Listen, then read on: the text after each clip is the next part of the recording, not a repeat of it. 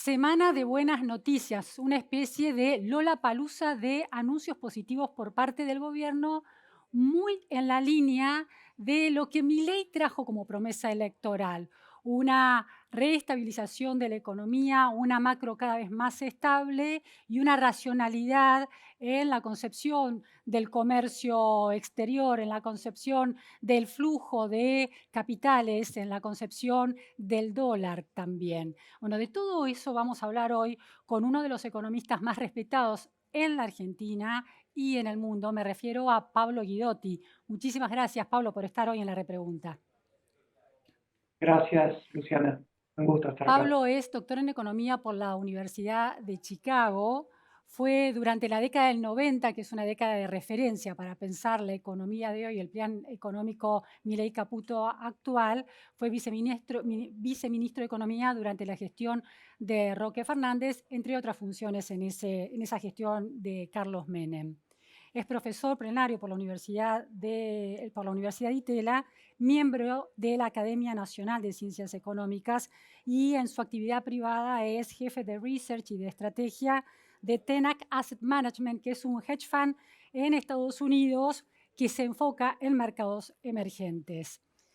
Pablo, cuando entrevisto a economistas, algunos de ellos todos muy respetados y muy solventes, me mencionan tu nombre. Sabés que hace tiempo que quería conversar contigo. Tengo muchas dudas, muchas preguntas para plantearte, dilemas, cuestionamientos que se le hacen al plan económico y me interesa tener tus precisiones en ese sentido. Una de las primeras cuestiones es, por supuesto, el gran tema de la inflación, que es un indicador en el que se sintetizan muchos de los desafíos de la Argentina. Inflación, por ejemplo, también tiene que ver con el tipo de cambio. La decisión del gobierno de salir del cepo, aunque no al 100%, pero muy cerca de esa posibilidad, con este sistema de dólar libre, pero entre bandas, ha traído mucho debate. Al día de hoy, esta semana, hubo reunión de economistas y de empresarios en un foro muy relevante. Se sigue hablando de que un problema de la competitividad argentina es el dólar, y voy a citar, pongo las comillas, virtuales atrasado. El presidente Milei dice que si hay un tipo de cambio, un dólar libre entre bandas, ya no se puede usar esa terminología. ¿Cuál es tu visión? Porque hay quienes dicen que sos uno de los expertos argentinos en pensar una economía y una economía con dólar atrasado. Bueno, yo creo que el cambio que se ha hecho junto con el programa, con el fondo, este cambio de flexibilizar la política cambiaria, digamos, fue la decisión correcta. Podemos, digamos, discutir un poco más sobre los detalles de cómo funciona la banda o cómo yo querría que funcione, pero sin duda, digamos, la discusión sobre atraso cambiario creo que es una discusión muy vieja, digamos, en la Argentina y muchas veces no refleja los puntos importantes. Hoy en día, como dijo el presidente Milei, tenemos un tipo de cambio que está flotando en esta banda y por lo tanto se determina en el mercado y no está siendo influenciado por la política monetaria. Y, digamos, y esto yo creo que es básicamente el reflejo, el nivel de tipo de cambio que tenemos hoy, de que la economía está mejor y que se está recuperando. Entonces, yo creo que, digamos, es muy interesante muchas veces en los cursos, se lo digo a los alumnos, la diferencia de visión que hay entre las economías avanzadas y las economías en desarrollo, donde en las economías avanzadas, cuando la moneda se aprecia, se lo ve como un signo de fortaleza. ¿Por qué? Porque, digamos, si se aprecia la moneda, quiere decir que compramos los bienes producidos por otros países más baratos, ¿sí? O sea, que en cierta medida somos más ricos. Y en cambio, en las economías en desarrollo, muchas veces la debilidad de la moneda es visto como algo que nos ayuda a exportar y cuando la moneda está apreciada, uno dice, bueno, se perdió competitividad. Pero la realidad es que siempre podemos imaginar que para un productor ineficiente existe un nivel de tipo de cambio que le permite vender, aunque puede ser que si es suficientemente ineficiente ni siquiera pueda. O sea que yo creo que la discusión sobre el atraso cambiario muchas veces esconde la necesidad de los productores locales, de los empresarios locales, de ser protegidos porque no hacen lo suficiente para ser competitivos en los mercados internacionales, ¿no? Yo en esto, digamos, recordaría la famosa frase de John Kennedy cuando le dice a la población, en vez de pensar qué es lo que puede hacer el país para mí, piensen qué es lo que yo puedo hacer por el país, ¿no? O sea, diciendo acá, digamos, de alguna manera yo creo que hay un desafío para el sector productivo y especialmente para los sectores que han vivido durante muchos años con protección. Y digo esto porque creo que independientemente de los temas de corto plazo, cambiarios, etcétera, la Argentina está enfrentando un cambio estructural muy grande, con todo el desarrollo de lo que es el sector energía, minería, que van a ser en los próximos años sectores que van a tener el mismo peso en la economía que el agro. O sea, es un cambio estructural importante que recuerda el famoso tema de la enfermedad holandesa. ¿Qué era la enfermedad holandesa? Cuando los Países Bajos, Holanda en su momento, descubren petróleo en el Mar del Norte, de golpe, digamos, eso era una noticia muy positiva, porque el país efectivamente iba a ser más rico, pero el desarrollo de todos estos sectores le puso presión a sectores tradicionales. ¿Por qué? Porque compiten en el mercado de trabajo, o sea, los salarios van a ser más altos, y entonces yo creo que lo que hay que tener en cuenta en la Argentina es que hay que ir preparándose para este cambio, que es un cambio que va a venir en los próximos 5 años, de Bien, pronto. ahora hay que llegar a esos 5 años. Y en el medio, en el presente, y hacia a ese objetivo hay dudas. En relación a esto que planteas, uno podría decir que una devaluación es un subsidio en favor de los sectores que son menos productivos.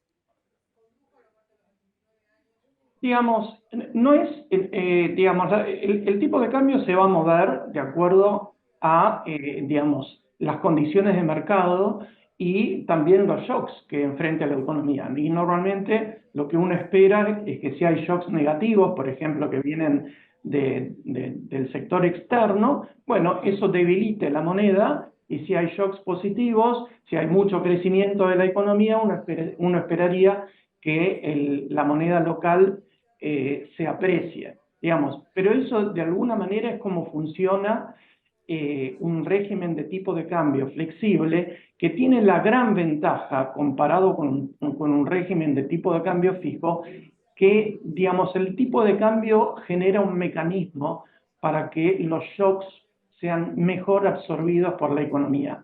Ahora, yo lo que estaba refiriéndome antes es que hay muchos empresarios que frente a la necesidad de, digamos, de concentrarse en sus costos, digamos, en cuanto invierten, en mejorar su competitividad en un sentido real, prefieren pedirle al Estado que genere un tipo de Claro. cambio devaluado para poder de alguna manera competir un poco mejor.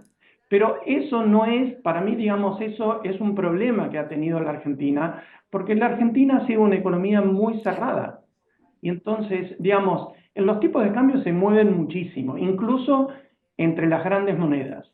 Si pensamos, por ejemplo, cuando se forma el euro, en ese momento el dólar era una moneda muy fuerte y estaba 70 centavos por euro.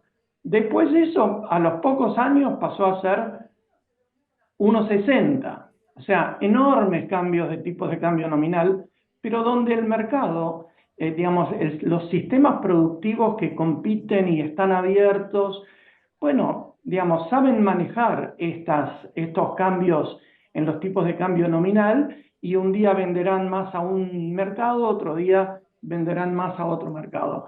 Cuando sos una economía cerrada, y bueno, estás atrapado al único que te compra tus bienes que de pronto, digamos, no tienen la calidad que uno querría. Ahora, Pablo, está claro que cuando los críticos del programa o quienes ven algunos riesgos en el programa hablan de dólar atrasado, están pensando que el gobierno podría hacer algo para corregir ese valor. Vos lo que aclarás es que este es una flotación libre entre bandas y es el mercado el que está fijando el precio. Ahora bien, la discusión sobre el indicador de inflación también tiene algunas sospechas. Hay quienes sostienen que, por ejemplo, esa decisión de no comprar reservas, si no es cuando llega el dólar a 1.000 pesos, llega al piso de la banda, es un modo artificial de sostener más bajo el índice de inflación porque el precio del dólar no se suba al impacto sobre la inflación. ¿Cuál es tu respuesta a esa objeción que se hace? Mira, yo creo que, digamos, hay toda una discusión sobre el nivel de reservas de Argentina, que obviamente ha mejorado con el programa, con el fondo, pero todavía Argentina tiene la limitación que no puede acceder al mercado de capitales. Digo el Estado, porque las empresas sí pueden acceder. Y lo que es muy raro o muy interesante, digamos, en el caso argentino, que el riesgo que enfrenta el Estado es mucho mayor que el riesgo que enfrentan las empresas, que está obviamente manifestando una falta de credibilidad adquirida Claro. durante Muy muchos bien años. ganada, una falta de Ahora, credibilidad muy bien ganada. claro, claro. Entonces, en ese contexto, tener mayores reservas internacionales, obviamente que mejora la probabilidad o la capacidad del Estado de volver al mercado. Entonces, ahí es donde se genera esta discusión.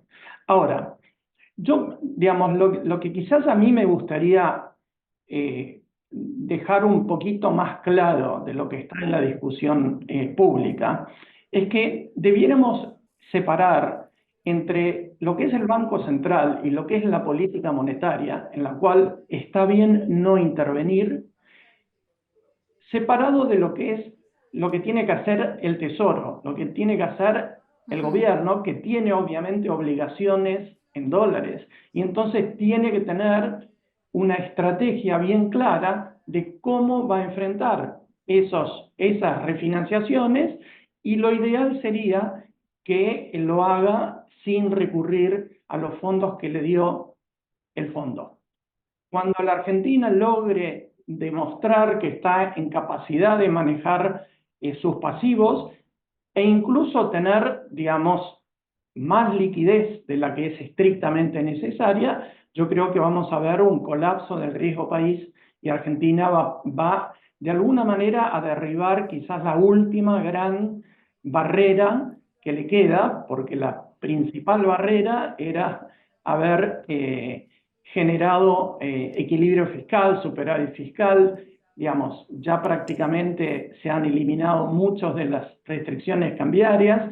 Yo creo que el éxito final, digamos, de la Argentina, del programa con el fondo, va a ser cuando Argentina pueda volver al mercado de Déjame capitales. que te haga una pregunta porque no termino de entender bien, Pablo, lo que estás planteando. Vos planteas que si el Tesoro Nacional tiene que afrontar deudas de intereses, por ejemplo, no debería recurrir a las reservas, sino usar recursos genuinos por exportaciones, por ejemplo, o endeudamiento genuino propio. Sí, podría perfectamente. O sea, yo lo que digo es que una cosa es el rol del Banco Central en cuanto a su política Sí. monetaria y la otra cosa es el manejo de activos y pasivos que tiene que tener el Ujú. Tesoro, de los cuales obviamente que una parte importante de los pasivos en la Argentina están en Ujú. dólares. Entonces, digamos, cuando en su momento yo planteé una regla que después digamos, la apoyó manifiestamente Alan Greenspan, que, digamos, ¿qué decía eso? Decía que un país tiene que tener reservas que cubran todos los vencimientos del próximo año. Y eso era una medida de la flexibilidad que podía tener el gobierno frente a situaciones de volatilidad Sí. en los mercados de Como tener un capitales. O colchón, sea, el colchón listo por si hay un exacto, problema. Sí, que yo diría, cualquier claro, familia hace sí. eso. O sea, entonces yo creo que en ese sentido es donde hay que desarrollar una estrategia de manejo de pasivos y, Pero digamos, Pablo, lo que vos y planteas es que eso es el colchón que hay que reservar para una crisis. En el medio, el Tesoro Nacional, el Ministerio de Economía debería estar desarrollando una estrategia de acumulación más allá de ese colchón para afrontar sus deudas, sus pasivos. sí, o sea, tiene que demostrar que puede, refinanciar lo que va venciendo, sin tener que usar lo que le dio el Fondo Bien, Monetario. Yo creo que cuando eso ocurra, el mercado va a estar totalmente tranquilo entiendo. porque, los fondos, por más que los fondos del programa fueron significativos y tienen un desembolso inicial importante, también es cierto que gran parte del programa último con el fondo tiene como objetivo refinanciar los vencimientos que existían con el mismo fondo. O sea, de los 20.000 Sí, millones, Argentina en los próximos 4 años tiene que pagar 14.000. Entonces, para mí lo que estuvo muy bien concebido en el programa con el fondo es que, el fondo dijo, a ver, nosotros somos acreedores senior. Entonces, dar plata y sin alargar los plazos, al sector privado le va a parecer como peligroso, porque a mí me deben antes que a claro. ellos. Y entonces lo que hizo el fondo es, explícitamente, es decir, vamos a generar una ventana de 4 años para que el mercado esté tranquilo. O sea, que para que el programa con el fondo genere condiciones como para que Argentina vuelva al mercado internacional de Entiendo, capitales y los privados presten. entiendo. Sí. ¿Sí? Yo creo que esa característica, volver al mercado de capitales, es lo que va a definir en una forma esencial el éxito del Bien, programa. ahora, Pablo, lo que estuvimos viendo antes de la decisión de levantar el cepo fue que las reservas se iban escabullendo, ¿no? El gobierno tenía que intervenir todo el tiempo en el mercado cambiario. Eso se frenó, pero era un problema, ¿no? Cómo se iban perdiendo reservas.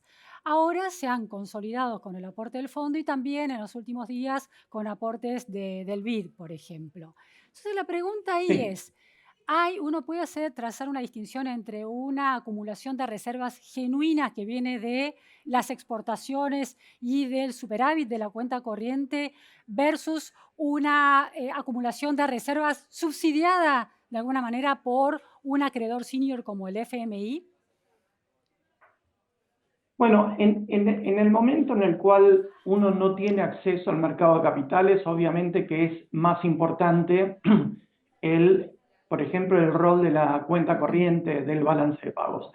Pero digamos que Argentina, desde el comienzo de la administración Milei, ha estado comprando reservas, ha estado comprando dólares. Lo que pasa es que los ha utilizado para pagar sus Ujú. pasivos también. Entonces, No es fuga, no, digamos, a ver, ahí te durante... quiero, no es fuga por el carry trade, fuga entre comillas, digo, No, que es una crítica que se suele escuchar desde la oposición más dura, que hay una fuga de reservas para cubrir el turismo de los argentinos en el exterior o fuga por el carry trade, etcétera.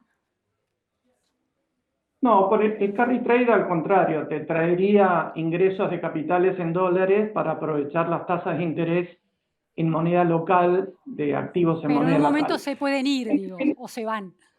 Sí, Ujú. te podrían ir, y eso tiene que ver también con la estructura de madurez que vos elegís en tus Sí, pasivos, en tu estrategia de financiamiento. Que los argentinos ahora estén viajando más, también refleja que, durante todos los años yo diría, de crisis del kirchnerismo, del último gobierno, obviamente que los salarios en la Argentina en dólares eran bajísimos. Entonces, viajar era carísimo, lo podían hacer solamente poca gente. Hoy, digamos, daría la impresión que hay más gente que lo puede hacer y eso debiéramos verlo como algo bueno. Digamos, significa que los argentinos están mejor y pueden viajar más. O sea, por eso es que, digamos, hay toda esta preocupación de si el argentino gasta dólares afuera, etcétera. Pero a ver, son sus dólares, No ¿verdad? impactan O en las sea, reservas, decís vos. digamos, parece rarísimo que ahora querramos controlar si gastan o no gastan afuera, si se compran un teléfono o no se compran un teléfono. O sea, por eso creo que, digamos, en ese sentido, eh, digamos, existe un cambio Ujú. cultural en términos de cómo, digamos, miramos el funcionamiento de la Pablo, sociedad. tengo otra pregunta sobre las reservas construidas con el endeudamiento con el FMI o el endeudamiento con el BID. Una, eh, Voy a citar una referencia a un trabajo tuyo con Guillermo Calvo que publicaron en el International Economic Review, con la idea de que cuando un gobierno tiene poca credibilidad, se modifica el marco de política fiscal óptimo, y bueno, que tiene que ver con otro autor, Robert Barro, y se introduce el concepto, el principio de aversión a la deuda, por el cual es deseable que la política fiscal reduzca progresivamente la deuda respecto del PBI hasta eliminarla. Entonces, lo que te pregunto aquí es, ¿el endeudamiento con el FMI, el nuevo endeudamiento o con el BID, implica estar desafiando ese principio de aversión a la deuda o no? Porque también lo interesante que hemos visto es que la No. deuda respecto al PBI ha caído de 2024 respecto a 2023 y el fondo dice que va a caer en 2025 respecto a 2024. Entonces, ¿cómo funciona eso de endeudarse más con el FMI y el BID y al mismo tiempo que caiga respecto del PBI la deuda pública? Sí, digamos, es exactamente como lo decís. El endeudamiento con el Fondo Monetario, con los organismos internacionales, mejora la situación de liquidez. Es un tema de estructura de vencimientos, ¿no?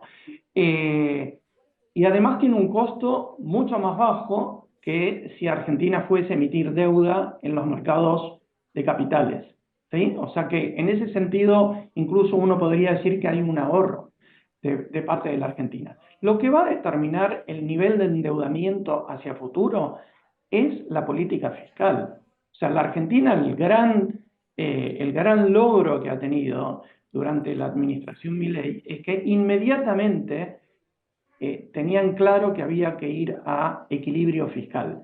Y cuando uno tiene equilibrio fiscal o superávit fiscal, eso asegura que la deuda a producto va a ir bajando. Y el tema de la aversión a la deuda simplemente está reflejando en ese trabajo que la falta de credibilidad se traduce en un costo excesivo de la deuda. Entonces, en ese contexto, mientras que en el contexto convencional de, digamos, de Robert Barro, uno hubiese mantenido, ¿qué es lo que muchas veces se dice? O sea, un país está bien si logra mantener estable su nivel de deuda Ujú. producto. Bueno, lo que mostramos es que ese principio eh, cambia y pasamos a uno en el cual la deuda disminuye en el tiempo hasta ser eliminada. Este tema, digamos, de la sostenibilidad de la deuda y cuánta deuda un país debe tener, es un tema que yo he estudiado durante mucho tiempo y especialmente en conexión con la liquidez, o sea, con la estructura de madurez y con las necesidades de corto Claro. plazo, digamos, la exposición a shocks, Pablo, etcétera. déjame a ver si Y entiendo bien lo que estás diciendo. sí, Una de las cuestionamientos actuales es, bueno, muy bien, el gobierno tiene buenas noticias en estos días, la inflación está cada vez más a la baja, está recuperando ese sendero a la baja después de ese marzo inquietante de 3,7, Pero el gran problema es hacia adelante, está pateando la pelota hacia adelante o escondiendo el problema bajo la alfombra y en el futuro va a ser un problema de deuda por el endeudamiento con el fondo o con el BID. Vos lo que decís es que la clave aquí es el superávit fiscal. Si el superávit Así es. fiscal se sostiene, la deuda no es un problema. Si es un endeudamiento razonable, se puede todavía conseguir deuda más barata y a más largo plazo. Sí, y la deuda va a ir Ujú. bajando en el tiempo, porque al tener superávit no aumenta tu nivel de endeudamiento y al aumentar, al crecer la economía, baja el nivel de deuda a Bien. producto. Ahora, yo creo que para países, digamos, emergentes en general, los niveles de deuda que los países tienen que tener son mucho más bajos de lo que muchas veces o mucha gente dice. ¿Bajos a Entonces, cuánto? para El mí, fondo dice que este año va a ser del 73%, creo. ¿A cuánto más bajo? por eso, esos son niveles Ajá. altísimos para países emergentes. Lo que uno quisiera es estar en la situación que estuvo Chile, que estuvo Perú, cuando aparece la pandemia, que era necesario hacer un montón de gastos, etcétera, que la economía se frenaba y bajaban los ingresos fiscales. Bueno, los países que mejor pudieron manejar esas situaciones fueron países que tenían niveles de endeudamiento de alrededor del 30% del Claro. producto.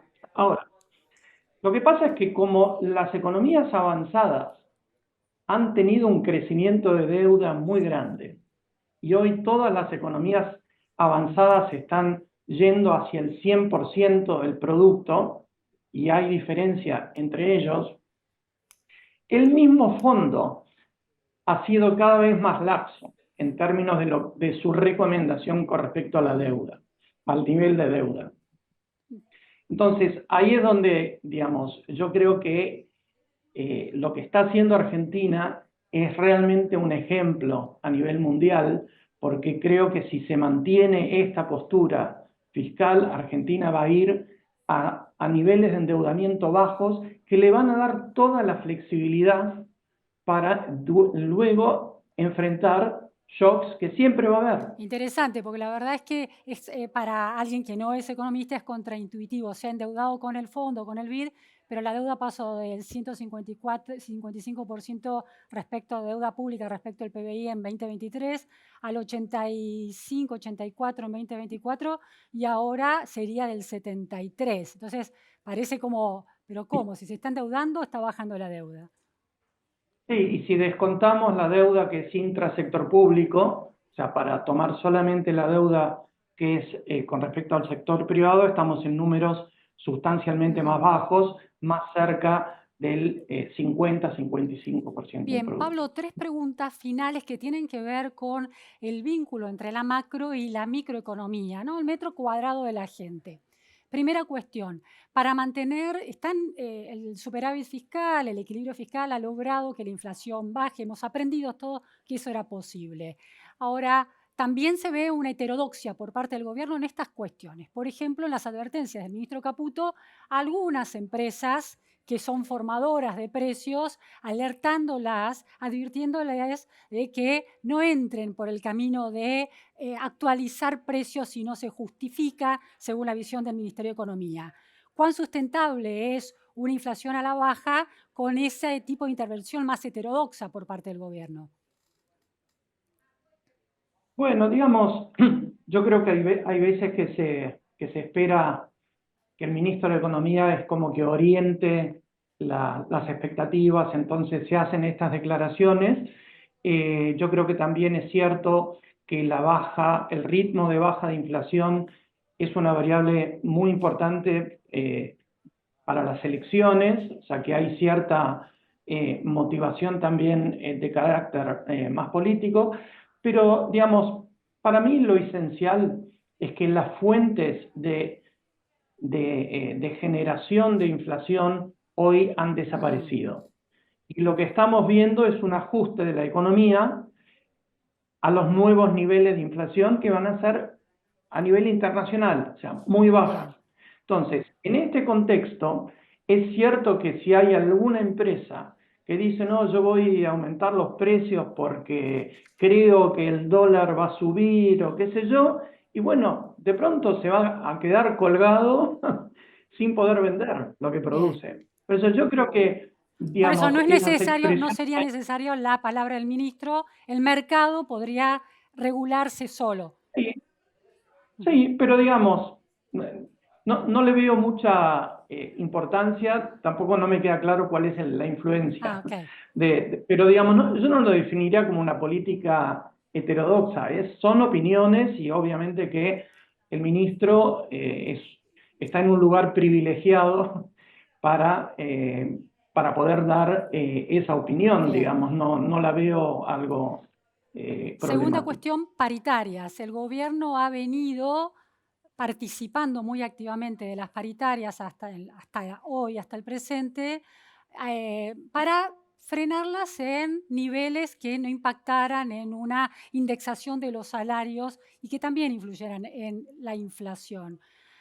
Ahora, mientras los salarios, sobre todo del sector registrados, acompasaron la inflación y en algún momento lograron superarla en poquitos puntos, podía tener sentido. Sin embargo, la inflación de marzo dejó atrás a los salarios. La de marzo fue de 3,7 y los salarios se actualizaron por debajo. Los privados no registrados, 2,2, el sector público, 3,3. Entonces, en promedio, privado registrado del sector público, 2,5 con una inflación de marzo de 3,7. En ese caso, ¿ya es más preocupante que el gobierno le ponga un techo a las paritarias? Digo, para hacer creíble el indicador de inflación, me refiero. Mira, digamos, en general con los salarios existe una asimetría. Los salarios pueden subir, pero no pueden bajar en términos nominales. ¿Ok? Entonces, Claro. digamos, es un problema cuando se logran por ahí a través de negociaciones aumentos muy grandes de salario que luego fuerzan a las empresas a, digamos, las ponen en problemas, digamos, porque obviamente tienen que aumentar los Sí. precios para vender, pero si el mercado no está convalidando eso, lo que termina ocurriendo es que la empresa la pasa muy mal y los trabajadores la pasan mal. Entonces, digamos, esta cuestión de tratar digamos, de contener de alguna manera o de poner los aumentos salariales consistentes con un sendero de desinflación es importante porque muchas veces, digamos, es una de la inercia, digamos, que tienen las negociaciones salariales, digamos, en muchos casos han generado precisamente problemas que luego se manifiestan en una mayor tasa de desempleo. Pero ese Entonces, no parece ser el escenario de las paritarias que se han ido cerrando, que han sido muy disciplinadas con la expectativa del sí, gobierno. Se puede entender que el gobierno influya en las del transporte, porque los subsidios al transporte que da el Estado son importantes, pero el caso quizás más cuestionable es la intervención en la paritaria de comercio, que es entre privados, y el gobierno está pidiendo que se revea el aumento que se dio y que baje ese aumento, que no era disparatado. Entonces, sobre todo cuando la inflación de marzo fue del 3,7. Entonces, ese tipo de situación le abre la puerta a cuestionamientos más atendibles respecto de la realidad y la sostenibilidad de esa inflación a la baja. Si el mercado funcionara libremente, también el mercado laboral de paritarias, ¿la inflación en realidad sería más alta? no lo sé, yo creo que, digamos, lo importante es que se han eliminado las fuentes de emisión monetaria que generaban la inflación. Luego, en el medio, hay cambios de precios relativos, ¿no? Y esos cambios de precios relativos en una economía que, digamos, que tiene inflación alta todavía, son más importantes. Yo creo que yo interpreto que lo que está haciendo el gobierno es generando, digamos, guías para que eventualmente la inflación siga bajando y baje lo más rápido posible. En la medida, digamos, que eso vaya siendo incluido en las expectativas de inflación, más rápido llegamos a la estabilidad de precios. Y ese escenario es el mejor para Bien. todos, ¿no? O sea, la realidad es que en la experiencia internacional hay de todo. Hay países que han tardado mucho. Yo miraba tu entrevista a Sebastián Edwards, la Sí, última, donde él mencionaba, tardamos 10 años en bajar de 3 dígitos a 2 y otros 10 años de a uno. 2 a 1, pero después uno mira, por ejemplo, el periodo de convertibilidad y digamos, la inflación bajó rapidísimo en un año y medio. Entonces, y yo creo que lo que está ocurriendo ahora es también una baja rápida de la inflación. Y bueno, estas, digamos, intervenciones, estas discusiones que se dan, yo creo que son parte de tratar de encauzar, digamos, el sendero de desinflación lo más Claro. rápido posible, pero no son, digamos, intervenciones, digamos, materiales o a través Bien. de, digamos, de instrumentos. Pablo, dos últimas cuestiones. Consumo, hay preocupación. Hay optimismo por un aumento del consumo, por ejemplo, de bienes durables, que son claves, por ejemplo, para aumentar la productividad, pero hay preocupación por una baja del consumo masivo, supermercados, mercados, que no termina que se va frenando, pero que no se recupera. En septiembre de 2022, esa baja, según Sentia, la consultora Sentia, que es muy respetada en términos de esa compulsa de consumo, la caída fue del 22% en septiembre de 2024. En abril fue del 5,4% la caída. ¿Cuándo llega este beneficio macroeconómico al bolsillo de quienes, bueno, gastan la mayor cantidad de sus ingresos en alimentos? Bueno, digamos, esto un poco tiene que ver con la recuperación de los Mm. ingresos. Seguramente los números que estabas mencionando son año contra Sí, sí, año, entonces, a pesar de que son negativos, vos ves que la cosa va mejorando. Es indudable que, digamos, el diciembre del 23 fue posiblemente, los primeros 2 meses del 24 hayan sido lo peor, digamos, el peor momento de la crisis que el gobierno heredó. A partir de ahí las cosas están mejorando, digamos, los salarios están mejorando en dólares, digamos, y eso se ve, por ejemplo, cuando uno mira la evolución de la cuenta corriente, también estamos viendo que, digamos, vamos a pasar de un pequeño superávit en el año 24 a posiblemente un pequeño claro. déficit, o sea, en el año 25, y eso está reflejando que la demanda agregada está recomponiéndose y, digamos, dentro de la demanda está también el consumo. Ahora, la Argentina, además, necesita y está generando inversiones muy grandes en el desarrollo de estos sectores que Ujú, mencionaba ujú. antes. O sea que, digamos, esa es la demanda que, digamos, que mejor le hace a la economía, ¿no? Porque genera inversión, producto en el futuro, capacidad, digamos, para poder enfrentar los pasivos, Ujú. etcétera. Pablo, mencionaste a Sebastián Edwards. Él explicaba que en la primera generación de Chicago Boys en Chile, que plantan la bandera del plan económico, estaban muy obsesionados con la obsesión con llegar muy rápido a la inflación de un dígito, y eso produjo una crisis económica muy fundamental. Por eso después fueron al tipo de cambio entre bandas. El gobierno, con los objetivos políticos también que se cruzan, y esta obsesión en llegar rápido a la inflación de un dígito, ¿puede estar generando riesgos innecesarios?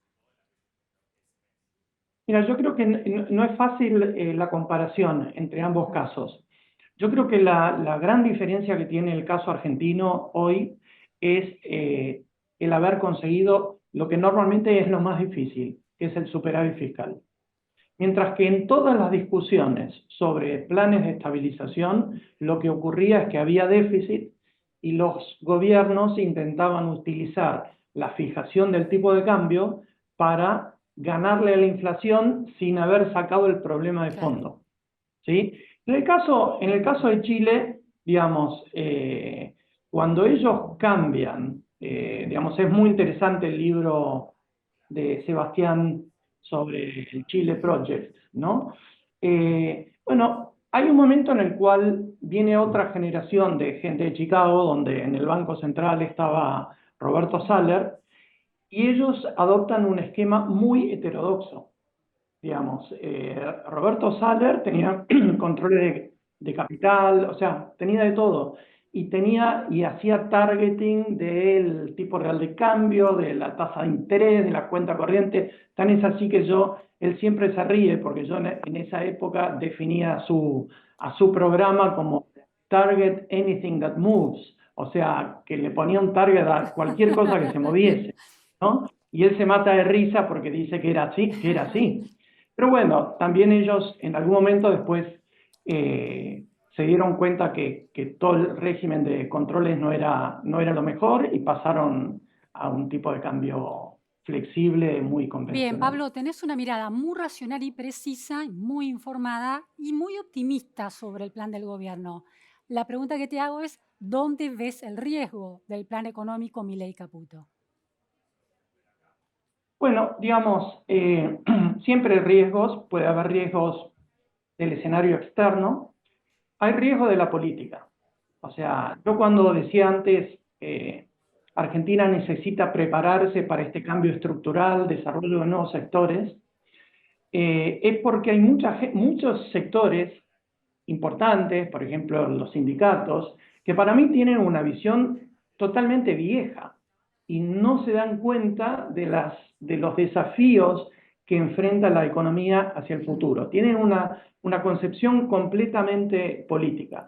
Por eso creo que cuando miramos la competitividad, lo que tenemos que mirar son los costos que hay en la Argentina por las malas leyes laborales, por todo el tema de la industria del juicio, mal sistema tributario, ¿no? Entonces, por eso es que creo que para el gobierno es un desafío muy importante encarar tanto la reforma, digamos, laboral como la reforma tributaria, que la tienen comprometida dentro del programa con el fondo, y también, digamos, proceder a derogar cosas totalmente anacrónicas como la ley penal cambiaria, ¿Por, que yo no por qué, entiendo qué implica la ley penal cambiaria y por qué es tan importante?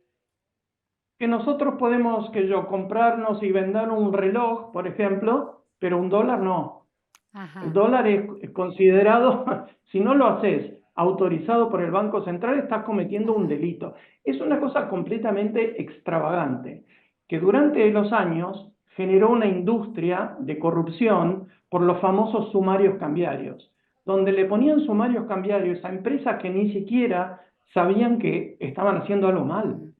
Entonces, ¿por qué no? Además, un sistema intricado de regulaciones unas sobre otras, y bueno, esas cosas hay que derogarlas, hay que realmente facilitar